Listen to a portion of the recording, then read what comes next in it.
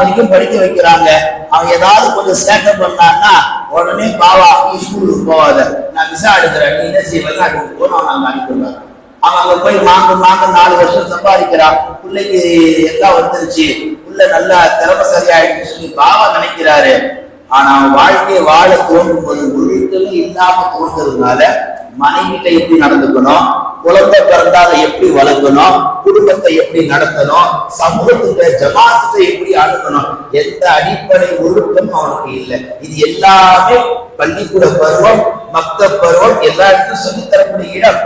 இந்த மாதிரி சொல்லித்தரக்கூடிய இடங்கள்ல நம்ம பிள்ளைகள் அனுப்புறதும் கிடையாது. இது போன்ற ஆசிரியர் தினங்கள் வந்தால் ஆசிரியர் தன்னுடைய மாணவர்களுக்கு இந்த தினத்திலேயாவது, மற்ற தினத்தை கொடுத்தல்லுங்க, இந்த தினத்திலேயாவது அவர்களுக்கு ஊக்குவிச்சு அவங்க இருக்கிற திறமைகளை வெளியே கொண்டு வந்து நீ நல்லா எழுதுற, நீ நல்லா படிக்கிற, உங்களுக்கு ஞாபக சக்தி நிறைய இருக்கு, நீ அப்படி இப்படின்னு சொல்லி அவர்களை ஊக்குவிச்சா அந்த மாணவர்கள் வருங்காலத்துல மறுபும் ஏபிஜே அப்துல் கலாம் போல வரமாட்டாங்களா?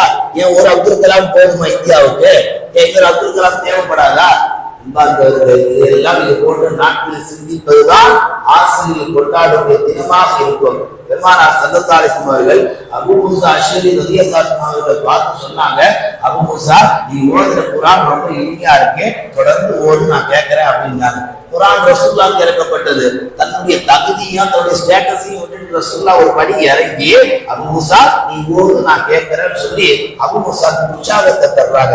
அபூ மூஸா அஷ்அரி ரலியல்லாஹு அன்ஹு உள்ளத்துல என்ன வந்திருக்கோ, ரசூல் ஸல்லல்லாஹு அலைஹி வஸல்லமே என்ன குர்ஆன் ஓத சொல்லிட்டாங்க, இதை விட நான் இன்னும் அழகா ஓதுவேன்னு சொல்லி தன்னுடைய ஆற்றலை திறமை அதிகப்படுத்துவதற்கு அதிக முயற்சி செஞ்சார்.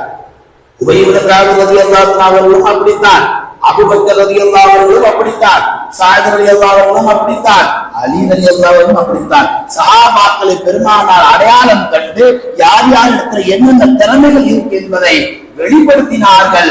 அந்த திறமைகள் பற்றி அவர்களை ஊக்குவித்தார்கள், வாழ வைத்தார்கள், அந்த திறமைகளை அவர்களாலே வளர்க்க வைத்தார்கள். அன்பார்ந்தவர்களே, பெருமானார் ஸல்லல்லாஹு அலைஹி வஸல்லம் அவர்கள் பத்ருடைய போர் நடந்து கொண்டிருக்கக்கூடிய சமயம், போருக்காக தயாரிப்புகள் போய் கொண்டிருக்கு. அப்போ எல்லா சஹாபாக்களும் பெருமானார் சப்புகளை சரி செய்யறாங்க. இப்போ உள்ள மஹல்லாக்கள் சப்புகளை சரி செய்ய சொன்னா இஸ்ராயல் மாதிரி முறைக்கிறாங்க. கொஞ்சம் போய் வாங்கல, கொஞ்சம் நெருங்குதலன்னு சொன்னா இதே பார்வாஜத்து அப்படியே இஸ்ராயலோட மோசமா பாக்குறாங்க. இந்த மாதிரிலாம் கிடையாது. ஆனா இந்த தொழுகைக்கு இருந்தா அதனால இந்த மாதிரிலாம் சொல்ல மாட்டாங்க. துணிய மஹல்லாக்கள்ல என்ன செய்யறாங்க, அஜத்து மாறல சப்ப சரி செய்யணும்னா அதனால சில இமாம்கள் சொல்றதே விட்டுட்டாங்க. சொல்லி அழுத்து போச்சு. நாம தான் திருத்திக்கிறோம். நபிகள் நாயகம் சப்ப சரி செஞ்சிருக்கும் போது வாளால ஒவ்வொருத்தரையா